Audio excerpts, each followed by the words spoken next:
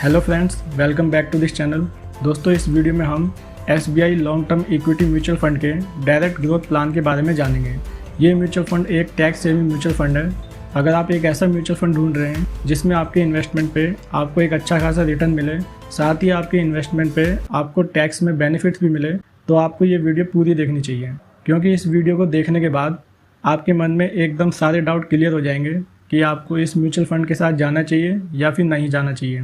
तो फिर बिना किसी देरी के इस वीडियो को हम स्टार्ट करते हैं। सबसे पहले हम इस म्यूचुअल फंड के कुछ बेसिक डिटेल जान लेते हैं। ये म्यूचुअल फंड एक इक्विटी ELSS कैटेगरी का म्यूचुअल फंड है। ELSS का मतलब होता है इक्विटी लिंक्ड सेविंग स्कीम, यानी इस म्यूचुअल फंड में आप जितना भी पैसा इन्वेस्ट करते हैं वो डायरेक्टली ही इक्विटी में इन्वेस्ट होता है। इस म्यूचुअल फंड का मेन पर्पस है कि आपको टैक्स में बेनिफिट्स पहुंचाना और साथ ही एक लॉन्ग टर्म गोल के साथ आपको हाई रिटर्न्स प्रोवाइड करना। आप ये अच्छे से जानते हैं कि इस म्यूचुअल फंड को होल्ड करता है SBI म्यूचुअल फंड, और SBI म्यूचुअल फंड इंडिया का नंबर 1 असेट मैनेजमेंट कंपनी है। अब हम इस म्यूचुअल फंड के परफॉर्मेंस चेक करते हैं। परफॉर्मेंस के लिए हमें क्या करना होगा, इसके पास्ट रिटर्न देखते हैं। इस म्यूचुअल फंड ने लास्ट ईयर 59.6% का रिटर्न दिया था और लास्ट 3 ईयर्स में इसने 28.9% का रिटर्न दिया है। लास्ट 5 ईयर्स में 25% का रिटर्न दिया है, और सिंस इंसेप्शन, जब से ये फंड स्टार्ट हुआ है तब से इसने एवरेज 17.9% का रिटर्न दिया है। इस म्यूचुअल फंड की स्टार्टिंग 1 जनवरी 2013 में हुई थी, यानी 11 साल में इस म्यूचुअल फंड ने एवरेज 17.9% का रिटर्न दिया है। ये अपने आप में एक अच्छा रिटर्न है। अगर आपने 11 साल पहले इस म्यूचुअल फंड में 1 लाख रुपए लमसम किए होते तो आज वो 1 लाख रुपए आपके 6,11,860 रुपये हो जाते हैं। यानी इसमें आपको जो रिटर्न मिलता वो 5,11,860 रुपये का मिलता। और मान लेते हैं कि आपको यही रिटर्न्स आगे इन फ्यूचर में भी मिलते हैं और आप इसमें 1 लाख रुपए लमसम करते हैं 20 साल के लिए, तब आपको इसमें जो रिटर्न मिलेगा वो मिलेगा 25,93,246 रुपये का। यानी इसमें आपकी जो टोटल वैल्यू बनेगी वो बनेगी 26,93,246 रुपये का। और अगर आप 1 लाख रुपये इसमें लमसम करते हैं अगले 30 सालों के लिए और सेम रिटर्न पे, तो इसमें आपका जो रिटर्न बनेगा वो बन जाएगा 1,38,77,006 रुपये। यानी इसमें आपको जो टोटल वैल्यू मिलेगी वो इसमें आपके इन्वेस्टेड अमाउंट को प्लस करके वो बन जाएगी 1,39,77,006 रुपये।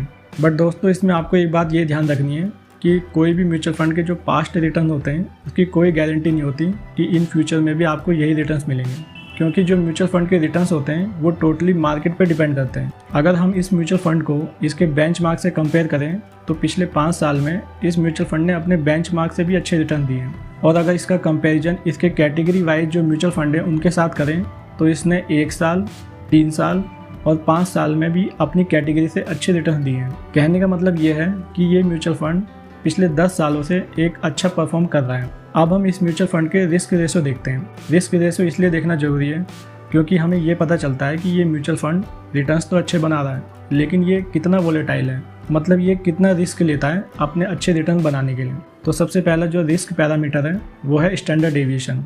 इस म्यूचुअल फंड का स्टैंडर्ड डेविएशन है 12.98। ये अपनी कैटेगरी से कम है।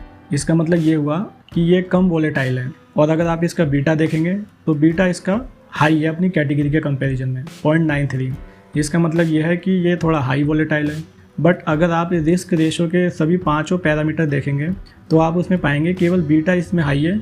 बाकी अगर आप इसका अल्फ़ा भी देखेंगे तो इसका अल्फ़ा भी अच्छा है 7.49। तो कहने का मतलब ये है कि इसमें जो रिस्क रेशो है वो रिस्क एवरेज से कम ही है। अब हम इस म्यूचुअल फंड का पोर्टफोलियो देखते हैं कि इसने कहाँ कहाँ इन्वेस्टमेंट किया हुआ है। इस म्यूचुअल फंड ने टोटल 15 सेक्टर में इन्वेस्टमेंट किया हुआ है और 15 सेक्टर में इसने टोटल 61 स्टॉक्स में होल्डिंग कर रखी है। अगर हम इसके टॉप 5 होल्डिंग कंपनीज की बात करें तो उसमें शामिल है GE T&D India, HDFC bank, Torrent power, Mahindra and Mahindra और ICICI बैंक।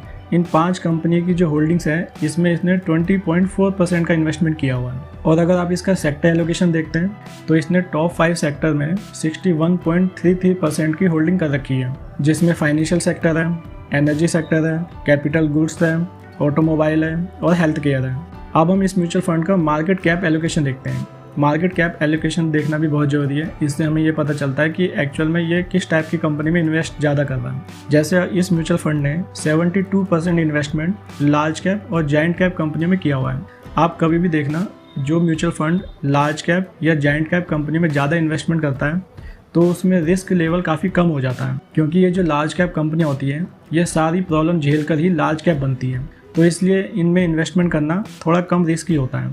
बट अच्छे रिटर्न्स पाने के लिए इस म्यूचुअल फंड ने मिड कैप और स्मॉल कैप में भी इन्वेस्टमेंट किया हुआ है। जैसा कि मैंने आपको पहले बताया कि ये म्यूचुअल फंड एक इक्विटी म्यूचुअल फंड है, तो इक्विटी होने के कारण इसका जो मैक्सिमम इन्वेस्टमेंट है 90% वो इक्विटी में ही है। और इक्विटी में इतना बड़ा इन्वेस्टमेंट होने के कारण इसको वेरी हाई रिस्क कैटेगरी में रखा गया है। इस म्यूचुअल फंड के जो फंड मैनेजर हैं उनका नाम है दिनेश बालाचंद्रन।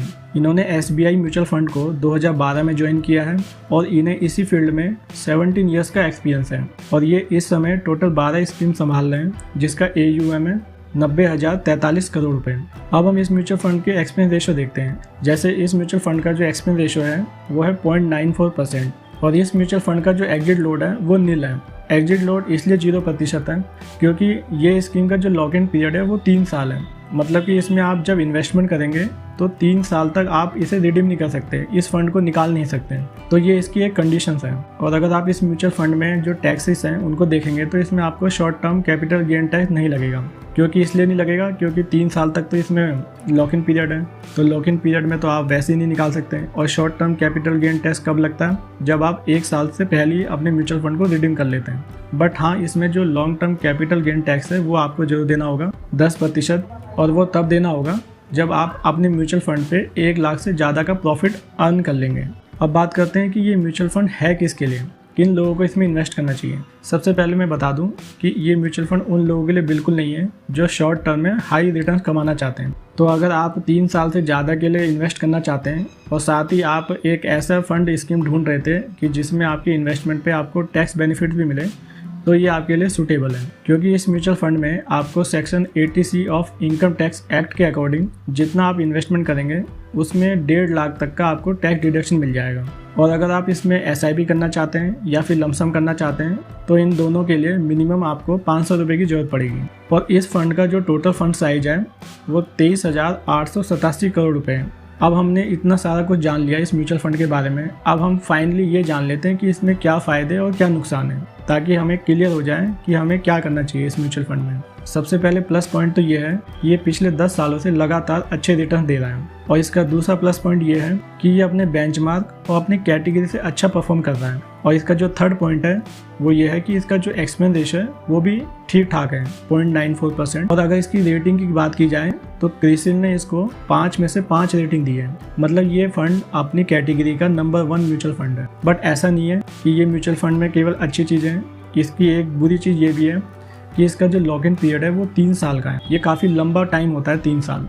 तो ये इस म्यूचुअल फंड का एक डिसएडवांटेज है जो मुझे लगा। तो दोस्तों, इस वीडियो में आपने SBI long term equity fund के बारे में सब कुछ जान लिया है। अब मुझे उम्मीद है कि आपको क्लियर हो गया होगा कि आपको इस म्यूचुअल फंड के साथ क्या करना चाहिए, आपको इसमें इन्वेस्टमेंट करना चाहिए या फिर नहीं करना चाहिए। अगर आपको ये वीडियो पसंद आई है तो इस वीडियो को लाइक कीजिए, अपने दोस्तों के साथ शेयर कीजिए और चैनल पे नए हैं तो इस चैनल को सब्सक्राइब कीजिए, ताकि जो भी मैं आगे नेक्स्ट वीडियो डालूँ वो आपके पास तुरंत पहुँच जाए। लेकिन इस वीडियो में मैं आपको एक बात और क्लियर कर दूँ कि इस वीडियो का पर्पस सिर्फ आपकी इन्फॉर्मेशन को बढ़ाना है। ये वीडियो कोई रिकमेंडेशन नहीं है इस म्यूचुअल फंड में निवेश करने के लिए, क्योंकि mutual fund are subjected to market risk. मिलते हैं फिर एक नई वीडियो के साथ। धन्यवाद।